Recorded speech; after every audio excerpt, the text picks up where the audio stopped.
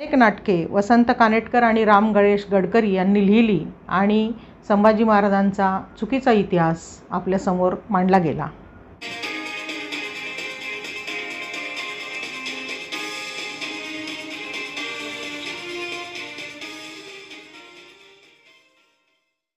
जय जिजाऊ, जय भारत. जागृती news चॅनलच्या ज्ञानशैली या प्रबोधन सदरामध्ये मी ॲडव्होकेट शैलजा मोळक आपलं सर्वांचं स्वागत करते. 14 मेला छत्रपती संभाजी महाराजांची 365वी जयंती आहे. त्यानिमित्ताने मी आज आपल्याशी संभाजी महाराजांविषयीच संवाद साधणार आहे. छत्रपती संभाजी महाराजांचा इतिहास आपण पाहिला तर तो कितीतरी चुकीच्या पद्धतीने आपल्यासमोर आलेला आहे हे आपण जाणतोच. वास्तविक ज्यांच्या बलिदानाला जगाच्या इतिहासात तोड नाही अशा शिवपुत्र छत्रपती संभाजी महाराज यांचे जीवन अतिशय भव्य, दिव्य आणि उत्तुंग असे आहे. अवघे 32 वर्ष आयुष्य लाभलेल्या संभाजी महाराजांचे जीवन एक उत्तम योद्धा, प्रतिभावंत लेखक, स्वराज्यनिष्ठ राजपुत्र, चारित्र्यसंपन्न राजा, उत्तम प्रशासक आणि न्यायी राजा अशा विविध पैलूंनी फुललेले आहे. परंतु संभाजी राजांवर मराठी रंगभूमीवर 75हून अधिक नाटके आली.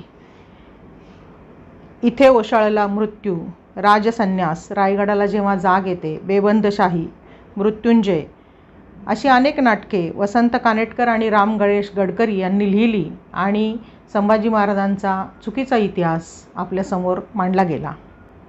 यानंतर काही काळाने शंभूराजे, शिवपुत्र शंभूराजे, नरशार्दूल, राजा संभाजी इत्यादी नाटकं आली आणि त्या दृष्टीने त्यांना एक न्याय देण्याची प्रक्रिया सुरू झाली. संभाजीराजांवर असंख्य पुस्तकेसुद्धा प्रसिद्ध झाली. मात्र बऱ्याच पुस्तके आणि नाटकामधून त्यांचा चुकीचा इतिहास तो एक बदफैली आहे आणि अशा पद्धतीने मांडला गेला. वास्तविक त्यांचे विकृत चित्रण खूप मोठ्या प्रमाणात आपल्याला झालेलं दिसतं. परंतु शंभूराजांच्या व्यक्तिमत्वावर प्रकाश टाकण्याचे महत्त्वपूर्ण काम वासी बेंद्रे यांनी सलग 40 वर्ष अभ्यास करून केलेला आहे आणि त्यांचं पहिलं चरित्र वासी बेंद्रे यांनी लिहिलेलं आहे. त्यानंतर सेतुमाधवराव पगडी, दत्तो वामन पोद्दार, डॉक्टर कमल गोखले, शिवाजी सावंत, आनंद घोरपडे, विश्वास पाटील, अनंत दारवटकर, डॉक्टर सदाशिव शिवदे, प्राध्यापक शालिनी मोहोड, प्राध्यापक अशोक राणा अशा अनेक लेखक अभ्यासकांनी शंभू महाराजांचा खरा इतिहास पुढे आणण्याचे काम केले आहे. आणि अलीकडच्या काळामध्ये दत्ताजी नलावडे, प्राध्यापक नामदेव जाधव, प्राध्यापक श्रीमंत कोकाटे यासारख्या अनेक लेखक वक्त्यांनी शंभूराजांवर लेखन आणि व्याख्याने देऊन जनजागरणाची मोहीम हाती घेतली. त्यामुळं संभाजीराजांनी जे काही कार्य केलेलं आहे तर त्यात ते थोर साहित्यिक कसे होते यावर मी आज प्रकाश टाकत आहे. संभाजी महाराजांनी बुधभूषण हा जो ग्रंथ लिहिला संस्कृतमध्ये तर त्याला म्हणजे तो आम्ही स्वतः आणि जिजाई प्रकाशनाच्या माध्यमातून प्रकाशित केला. त्याला आज यावर्षी 15 वर्ष पूर्ण होत आहेत. आजपर्यंत सुमारे 10 ते 12 हजार बुधभूषण ग्रंथ हे जनसामान्यांपर्यंत पोचले आहे आणि ते एक साहित्यिक होते हे लोकांपर्यंत पोचवण्याचं काम आमच्या माध्यमातून झालेलं आहे. याचा खूप आनंद आहे. विश्वास पाटलांनी संभाजी ही कादंबरी जनसामान्यांपुढे आणल्यामुळे संभाजीराजांचे खरे व्यक्तिमत्व आणि खरा इतिहास पुढे येण्याचे महत्त्वपूर्ण काम झाले. शिवाजी सावंतांची छावा या कादंबरीमुळं सुद्धा लोकांना जे ललित साहित्य वाचतात त्यांना संभाजी महाराज कळण्यास मदत झाली. बुधभूषणविषयी मी सांगताना असं सांगेन की 1926 साली भांडारकर संस्थेने ह.दा. वेलणकर यांनी संपादित केलेली आणि प्रकाशित केलेली बुधभूषणची प्रत फक्त पाहावयास उपलब्ध होती. 1926 नंतर 2007 पर्यंत संस्कृतही प्रत उपलब्ध नव्हती आणि मराठी अनुवाद त्याचा कोणत्याही सारस्वत पुताने असं आम्ही म्हणतो की केलेला नव्हता. परंतु डॉक्टर प्रभाकर ताकवले यांनी त्या संस्कृतचा मराठी अनुवाद केला आणि तो ग्रंथ म्हणून लोकांना उपलब्ध करून द्यावा असं आम्ही ठरवलं.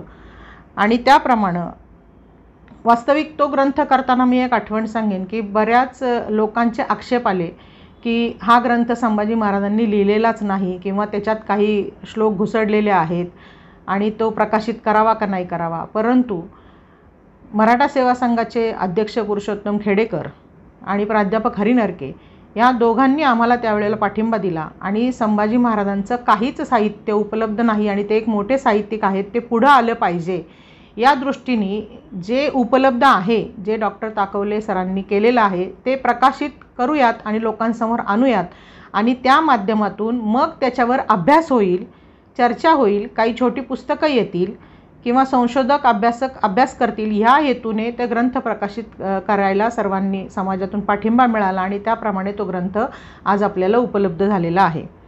आता याच्यावर बरेच तरुण अभ्यासकसुद्धा अभ्यास करत आहेत आणि त्याच्यानंतर बरेच छोटी पुस्तकं संभाजी महाराजांवर आलेली आहेत. बुधभूषण हा प्रमाण मांडलेला आहे. आता बुधभूषण याचा अर्थ जर पाहिला तर बुध म्हणजे शहाणा आणि भूषण म्हणजे दागिना असा अर्थ आहे. वास्तविक बुधभूषण या ग्रंथामध्ये हे खूप मोठं काम, चळवळीतलं काम झालेलं आहे असे सगळेजण समजतात. बुधभूषण या ग्रंथामध्ये एकूण 3 खंड आहेत, 3 अध्याय आहेत. याच्यामध्ये पहिल्या अध्यायात 194 श्लोक, दुसऱ्या अध्यायात 632 श्लोक आणि तिसऱ्या अध्यायात 59 श्लोक आहेत. यातील पहिल्या अध्यायातील 17 श्लोकात त्यांनी देवता वंदन आणि पूर्वजांचा इतिहास कथन केला आहे. त्यात त्यांनी शहाजी महाराज आणि शिवाजी महाराजांवरील श्लोक अतिशय महत्त्वपूर्ण पद्धतीने आणि स्वराज्य स्थापनेच्या महाराजांच्या ध्येयाचे वर्णन अतिशय मार्मिक पद्धतीने संभाजीराजांनी केलेले आहे. वास्तविक संभाजी महाराजांनी बुधभूषण, नखशिख, नायिकाभेद आणि 7 शतक हे 4 ग्रंथ लिहिले, परंतु बाकीचे ग्रंथ खूप एक 2-2 अध्यायात उपलब्ध आहेत, त्यामुळे ते पूर्ण मिळू शकलेले नाही आहेत. तसेही डॉक्टर ताकवले यांनी छोटं पुस्तक एक केलेलं आहे त्याचंसुद्धा. याच्यामध्ये बुधभूषणमध्ये दुसरा अध्याय हा पूर्ण राजनीतीवर आधारित आहे. यात राजा आणि त्याचे गुण, राजाचे मदतनीस, मुख्य प्रधान, राजपुत्र, त्याचे शिक्षण, कर्तव्य, सल्लागार, राज्याचे इतर घटक, कोश, दुर्ग, सैन्य, राजाची कर्तव्य, हेर, नोकर, राजाची व्यसने, परमुलखावर स्वारी अशी विविध राज्यकारभार विषयक माहिती यात त्यांनी सांगितली आहे. यातील 422व्या श्लोकात शंभूराजांनी सांगितलेले 7 दोष हे राजाचे सर्वात मोठे शत्रू असल्याचे म्हटलेले आहे. म्हणजे राजाचे दोष सांगतायत संभाजीराजे, म्हणजे संभाजीराजे किती उत्कृष्ट आणि प्रशासक आणि राजा होतं हे आपल्या लक्षात येईल. ते असं म्हणतात की कुणालाही फार टोचून बोलू नये, म्हणजे राजांनी काय काय टाळावं हे ते सांगतात. कोणालाही फार टोचून बोलू नये, कोणाशी कठोर बोलू नये, संरक्षणाशिवाय राजाने राज्यापासून दूर जाऊ नये, राजाने व्यसन करू नये, राजाने परस्त्री मातेसमान समजावी, राजाने प्राण्याची हत्या करू नये, राजाने द्यूत आणि जुगारापासून दूर राहावे, असे उत्तुंग विचार बुधभूषणच्या पानोपानी असे मांडलेले आपल्याला दिसतात. बुधभूषणच्या 3ऱ्या अध्यायात 59 श्लोक आहेत. ते मिश्रक नीतीचे श्लोक हे विद्वान पंडित राजांबद्दल सामान्य शिकवण देणारे आहेत.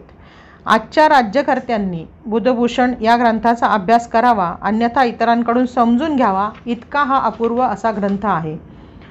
छत्रपती संभाजीराजे एक साहित्यिक असा धांडोळा घेताना संभाजीराजांचे इतर कार्य, राज्यकारभाराविषयी माहिती, लढाया याची परिपूर्ण माहिती वासी Bendre, doctor Kamal Gokhale, doctor Jaysing Pawar, doctor Ramesh Jadhav यांनी केलेला स्मारक ग्रंथ अशा अनेक ग्रंथातून मिळते. पण साहित्यिक हा एक विषय जर पाहायचा झाला तर डॉक्टर जयसिंग पवार यांनी संपादित केलेल्या स्मारक ग्रंथामध्ये डॉक्टर दिवाकर कृष्ण या हिंदी साहित्यिकाच्या लेखातीलच अधिकाधिक माहिती इतरत्र सापडते. एकंदरीत चरित्रावर बरेच लेखन झालेले आहे आपल्याला असे दिसते, पण साहित्यिक अंगाविषयी अजूनही खूप संशोधन होणे गरजेचे आहे. संभाजीराजांच्या एकूण 4 ग्रंथापैकी नायिकाभेद, नखशिख, 7 शतक हे 3 ग्रंथ हिंदीमध्ये आणि ब्रजभाषेत आहेत. नायिकाभेद व नखशिख हे शृंगारप्रधान आहेत, तर 7 शतक हा ग्रंथ अध्यात्मवादी असा आहे.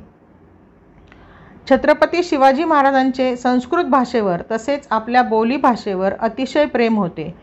कवींद्र परमानंद, जयराम पिंडे, धुंडीराज व्यास, रघुनाथपंत अमात्य, बाळकृष्ण ज्योतिषी संगमेश्वरकर, केशव पंडित, कविभूषण असे अनेक भाषाप्रभू महाराजांच्या वलयात होते. त्यात प्रत्यक्ष युवराज संभाजीराजांचीही गणना होती. संभाजीराजे उत्तम संस्कृततज्ञ लेखक होते. संभाजीराजे यांनी लिहिलेले एक प्रदीर्घ असे दानपत्रही उपलब्ध आहे. हे दानपत्र म्हणजे शंभूराजांचे थोडक्यात आत्मचरित्रच आहे.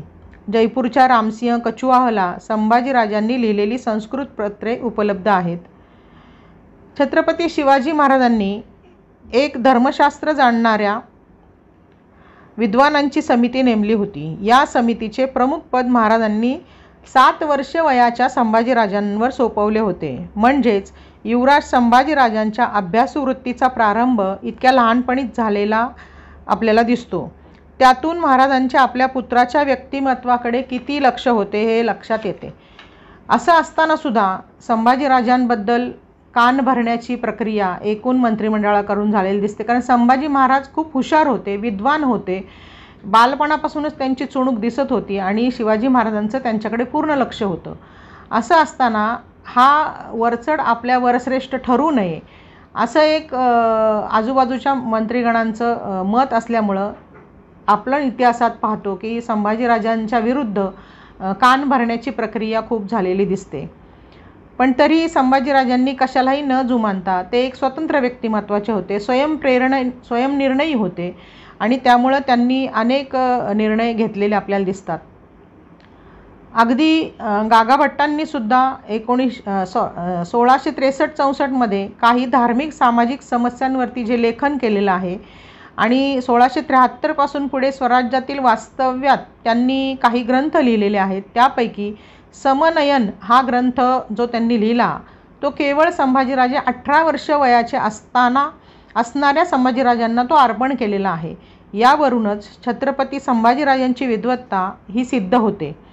तसेच केशव पुरोहित याने राजाराम चरितम या संस्कृत ग्रंथात संभाजीराजांची स्तुती करताना त्यांना सकल शास्त्र, विचारशील आणि धर्मज्ञ शास्त्रकोविद असे म्हटलेले आहे.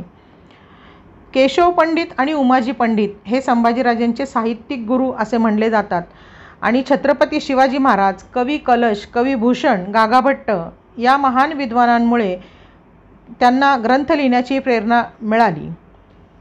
संस्कृतमध्ये त्यांनी बुद्धचरित्र हा ग्रंथही संस्कृतमध्ये संभाजीराजांनी लिहिलेला आपल्याला दिसतो. त्यांना एकूण 8 भाषा येत होत्या, लिहिता, बोलता आणि वाचता येत होत्या. त्याच्यामध्ये मराठी, संस्कृत, फारसी, ब्रज, भोजपुरी, उर्दू, अरबी आणि इंग्रजी. आणि कवी कलश त्यांच्या संपर्कात आल्याने त्यांना साहित्यातील किंवा कवित्वाची एक चांगली आवड निर्माण झाली असे ते मानतात. केशव पंडित आणि उमाजी पंडित हे संभाजीराजांचे साहित्यिक गुरु आहेत असे वासी बेंद्रे आणि कमल गोखले यांनी लिहून ठेवलं आहे. परंतु हिंदी साहित्यातील प्रसिद्ध साहित्यिक डॉक्टर कृष्ण दिवाकर यांनी त्यांचे हिंदीतील साहित्यिक कवित्व उजेडात आणले. नायिकाभेद सारखा शृंगार रसप्रधान काव्य लिहिणारा राजा 7 शतक सारखा अध्यात्मवादी ग्रंथही रचू शकतो हे डॉक्टर कृष्ण दिवाकर यांनी मांडले आणि ही गोष्ट संभाजीराजांच्या व्यक्तित्वाची उंची वाढवणारी ठरते असे संशोधन सर्वप्रथम डॉक्टर दिवाकर कृष्ण यांनी केलेले आहे. संभाजीराजांनी आपल्या साहित्य लेखनात आपल्या स्वतःला काही विशिष्ट नावं दिलेली आहेत. त्यांनी स्वतःला काही ठिकाणी नृपशंभू म्हटलेलं आहे. शंभूराज, संभूकवी, संभराज, संभा, संभजू इत्यादी नावे त्यांनी वापरलेली दिसतात. संभाजीराजे पराक्रमी, शूर, लढवय्ये, राजनीतितज्ञ, कर्तृत्व संपन्न राजबिंड असे व्यक्तिमत्व होते. तसेच ते रसिक कवीही होते. पण त्यांच्या एकूणच 32 वर्षाच्या आयुष्यात संघर्षाची वाट मात्र कधी संपलेली दिसत नाही. त्यांच्याबद्दल पसरलेले गैरसमज अधिकच प्रखरतेने समाजात पसरले आणि त्यांचे काव्य त्यामुळे दुर्लक्षित राहिले. हे दुर्दैव्य आहे. दुसरे म्हणजे आज कोणतेही साहित्य पूर्ण उपलब्ध नाही. नायिकाभेद हा त्यांचा पहिला हिंदी ग्रंथ. यामधील एक काव्य पाहिलं तर आपल्या लक्षात येईल की त्यांचं हिंदी वरचं प्रभुत्व किती उत्कृष्ट होतं. सासू कहयो दधी बेचनको सुदई सुखदाई कहा ते धो हा करी मोही मले नृपशंभू गुपाल तमाल तरे वह गैल सो साकरी मो तन ताकी बडी अखियनले का करी ले फिरी मो तन धा करी का करी ओडी गई परते पई करे करे जे कहा धो गई गडी का करी. याचा अर्थ असा की सासूच्या सांगण्यावरून दही विकण्याच्या निमित्ताने निघालेली गोपी कृष्णाची हाक ऐकून सुखावते आणि म्हणते, तमाल वृक्षाच्या जवळून गेलेल्या एका अरुंद वाटेवरच गोपाळकृष्णाशी माझं मिलन झालं. त्याने माझं लोभस शरीर निहाळलं. हातात छोटी ठिकरी घेऊन ती त्याने माझ्याकडे फेकली. मी ती हाताने कशीबशी अडवली, परंतु ती माझ्या हृदयात केव्हा रुतून बसली ते मला कळलंच नाही. यावरून संभाजीराजे किती मृदू तरल भाव मनात बाळगून होते हेही आपल्याला दिसून येते. त्यांचा नखशिख हा जो ग्रंथ आहे दुसरा, तोही हिंदीतलाच आहे. यात एकूण 139 पदे आहेत. नायिकेचे नखशिखांचे म्हणजे एकूण अवयवांचे वर्णन अत्यंत रसभरीत अलंकारयुक्त काव्यमय भाषेत केलेले आहे. या काव्याच्या सुरुवातीला गणेश व सरस्वतीचे वर्णन त्यांनी केलेले आहे. डॉक्टर दिवाकर म्हणतात, हिंदीत सहसा गणेश वंदना आढळत नाही, पण महाराष्ट्रीय परंपरेचा हा प्रभाव दिसतो. नखशिखची संपूर्ण हस्तलिखित प्रत काशी येथे उपलब्ध आहे असे डॉक्टर दिवाकर म्हणतात. वास्तविक नखशिख हा ग्रंथ संभाजी राजांनी त्यांची पत्नी येसूबाई यांना सखी राज्ञी जयती महाराणी ही पदवी देऊन त्यांच्या प्रेरणेतून लिहिलेला आहे असेही उल्लेख आढळतात. 7 शतक हा संभाजी महाराजांचा चौथा ग्रंथ. त्यामध्ये 100 पदे आहेत. पहिल्या 7 पदात राम आणि सीता यांची स्तुती आहे. हे संतांच्या हितासाठी रचलेले आहे असे राजे सांगतात. माझे मन भ्रमराप्रमाणे आहे. चित्रकूटाच्या शिलेवर उमटलेल्या कमळातून शंभूराज भ्रमराप्रमाणे रस गोळा करतात असे ते यात म्हणतात. 7 शतक हा एक आध्यात्मिक ग्रंथ आहे. लहानपणी मातृसुखापासून वंचित होणे, वयाच्या 8व्या वर्षी आग्रा प्रवास, ओलीस राहणे, प्रवासातील कष्ट, परप्रांतातील वास्तव्य, आजी जिजाऊ व पित्याचा मृत्यू, राजपद मिळवण्यासाठीचा संघर्ष, राज्यावर आल्यानंतर 8 वर्ष सिद्धी, पोर्तुगीज, मुघलांशी लढत असताना झालेली अंतर्गत फंदफितुरी, अशा अनेक आपत्तींमुळे मनःशांतीसाठी संभाजीराजांनी 7 शतक लिहिला असावा असे काही अभ्यासक म्हणतात. त्यांच्या चरित्रावर प्रकाश टाकणारे काव्य यात सापडते. राजांच्या जीवनाचे रहस्य यातून उलगडू शकते. या काव्याला ऐतिहासिक दृष्टीनेही महत्त्व आहे. एकूण त्यांचा जर आपण प्रवास बघितला तर पुरंदर किल्ल्यावर त्यांचा जन्म झाला आणि पुणे जिल्ह्यामध्येच तुळापूर वडू येथे त्यांचा मृत्यू झाला. परंतु ह्याच्यामध्ये पण आपण पाहतो की त्यांनी पूर्ण 32 वर्षामध्ये साधारण 9 वर्षात 32 वर्ष आयुष्य लागलं आणि 9 वर्षात त्यांनी 120 लढाया केलेल्या आहेत. पण या संपूर्ण साहित्यिक प्रवासामध्ये त्यांना अनेकांनी कोणी शिवपुत्र म्हटलेला आहे, छत्रपती, धर्मवीर, क्षात्रवीर, ज्वज्वलंतेस, सूर्यप्रताप, धुरंधर असे काहीही म्हटले तरी त्यांचा इतिहास, विद्वत्ता, लढवय्येपणा, संघर्ष आणि साहित्य निर्मिती ही काही बदलत नाही. 14 मे 1657 रोजी त्यांचा जन्म आणि 11 मार्च 1689 साली त्यांचा मृत्यू. तर एवढ्या कमी आयुष्यामध्ये त्यांनी 4 ग्रंथ निर्मिती केलेली आहे आणि 120 लढाया जिंकलेल्या आहेत आणि विशेष म्हणजे एकही लढाई ते हरलेले नाही आहेत. मग एवढा जर त्यांचा ज्वलन तेजस इतिहास जर आहे तर असं असताना संभाजीराजांना जे काही बदनामीकारक, जे काही चुकीचा इतिहास मांडण्याचं काम काही तत्कालीन संशोधकांनी असेल, नाटककारांनी असेल त्यांच्या हातून झालेलं आहे. तर हे पूर्ण पुसून टाकण्याचं काम आजच्या सगळ्या लेखक, साहित्यिक आणि वक्ते हे लोक करता आहेत. आणि आज आपण त्यांची 365वी जयंती साजरी करतोय आणि त्या निमित्ताने मी त्यांना मानाचा मुजरा करते. जय भारत.